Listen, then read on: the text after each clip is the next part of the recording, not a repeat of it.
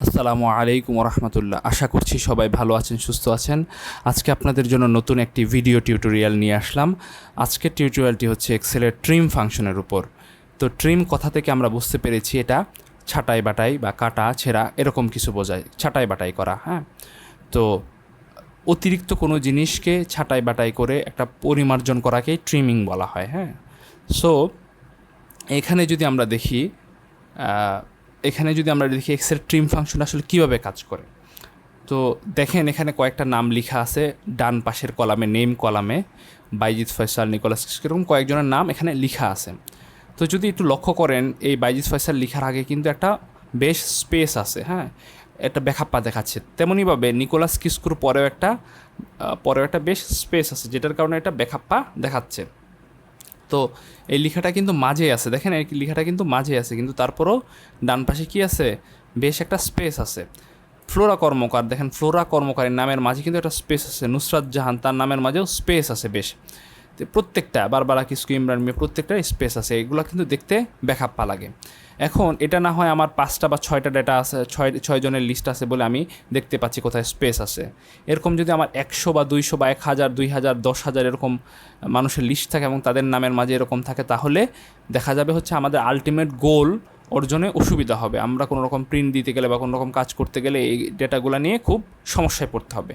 তো আমরা চাচ্ছি এরকম যেন না হয়, এইগুলো যেন পরিমার্জিত হয়, সুন্দর হয়। হ্যাঁ, আমাদের যেন এক্সট্রা স্পেস যেটা সেটা যেন না থাকে। এই শুরুতে যে স্পেসটা, সেটাকে বলতেছি আমরা কি space, leading space. Leading space মানে কি, শুরুতে যদি কোনো লেখার শুরুতে অতিরিক্ত স্পেস থাকে সেটাকে বলতেছি আমরা লিডিং স্পেস। হ্যাঁ, বা একটা স্পেস থাকলে সেটা লিডিং স্পেস বলে।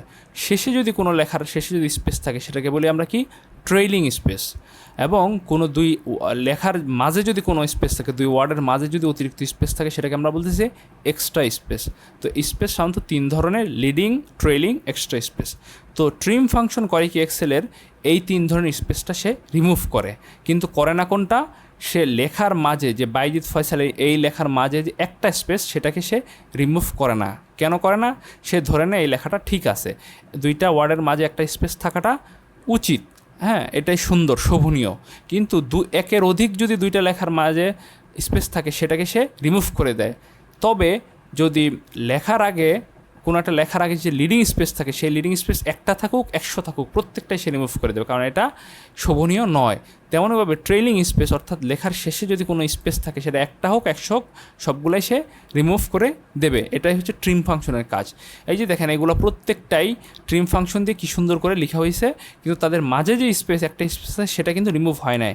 দেখেন ফ্লোরা কর্মকারের মাঝে অনেকগুলো স্পেস, সে কী করে সবগুলো রিমুভ করে দিয়ে জাস্ট একটা স্পেস রাখছে, তার মানে একটা স্পেস, এটা শোভনীয়। তাহলে ট্রিম ফাংশন করে কি, লিডিং, ট্রেইলিং এবং এক্সট্রা স্পেস, এই 3টা স্পেস সে রিমুভ করে দেয়। তো আমরা একটু প্র্যাকটিক্যালি দেখি, আমরা এটা ডিলিট করে দেই। ডিলিট করে দিয়ে আমরা এখন দেখি, ইকুয়াল সাইন দেওয়ার পর আমরা কী লিখবো, ট্রিম। ট্রিম মানে ছাঁটাই বাটাই করা। তো ট্রিম লিখলাম, তারপর এখানে ট্রিমের সংজ্ঞায় কী বলছে, removes all spaces from a text string except for single space between words. অর্থাৎ সব স্পেস দূর করে দেবে একটা টেক্সট থেকে, কিন্তু কি করবে না, except for a single space, একটা স্পেস দূর করবে না, বিটুইন ওয়ার্ডস, অর্থাৎ 2টা ওয়ার্ডের মাঝে যে একটা স্পেস থাকে সেটাকে সে রিমুভ করবে না। এটা আমরা ইতিমধ্যেই জেনেছি। তো এখন কি করব, আমরা ট্রিম লেখার উপর ক্লিক করব। তো ট্রিম লেখার উপর ক্লিক করলাম, তারপর বলছে যে ট্রিম লেখো, ফার্স্ট ব্র্যাকেট দাও, দিলাম। টেক্সটটা এখন দেখায় দাও, তাহলে টেক্সট দেখাইলাম। তারপর বলছে ব্র্যাকেট ক্লোজ করে দাও, ব্র্যাকেট ক্লোজ করে দিলাম। তারপর কী চাপবো, এন্টার চাপবো আমার কিবোর্ডে। চাপার সাথে সাথেই দেখেন এখানকার যে লিডিং স্পেস ছিল, সেই লিডিং স্পেসটা সে রিমুভ করে দিছে।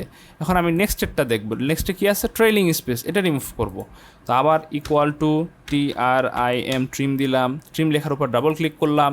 করার সাথে সাথে সে বলতেছে টেক্সট, এখন টেক্সট দাও। ফার্স্ট ব্র্যাকেট দিছো তো, এখন টেক্সট দাও। তা টেক্সট দেখায় দিব, তারপর ব্র্যাকেট ক্লোজ করব, এন্টার চাপবো। তো কী হইলো, এখানকার যে ট্রেইলিং স্পেসটা ছিল সেটাও কি রিমুভ হয়ে গেছে। এখন আমি দেখব হচ্ছে এক্সট্রা স্পেস বিটুইন 2 ওয়ার্ডস, এটা রিমুভ হয় কি না। আবার ট্রিম লিখব, ডাবল ক্লিক করলাম, তারপর এটা দেখায় দেবো। আমরা জানি এটার উপরে ক্লিক করলেই, এই ঘরটার উপরে, এই ঘর বা সেলের উপরে ক্লিক করলেই কিন্তু অটোমেটিক সে ঘরটা নিয়ে নিচ্ছে। দেখেন C4, এটার নাম হচ্ছে কি C4, এই দেখেন এখানে লেখা আছে C4, ঠিক আছে। তো এই ঘরটা সে নিয়ে নিছে। সো তারপর আমি কি করব, ব্র্যাকেট ক্লোজ করব। করার পর এখন যদি আমি এন্টার চাপি, দেখেন ফ্লোরা কর্মকারের মাঝে যে এক্সট্রা স্পেস ছিল সেটাও সে রিমুভ করে দিছে। এখন আমি চাচ্ছি প্রত্যেকটাতেও যেন এই কাজটা হয়, বাকিগুলোও যেন সেমভাবে চলে। তো আমি কি করব, এই জাস্ট এটা কপি করব।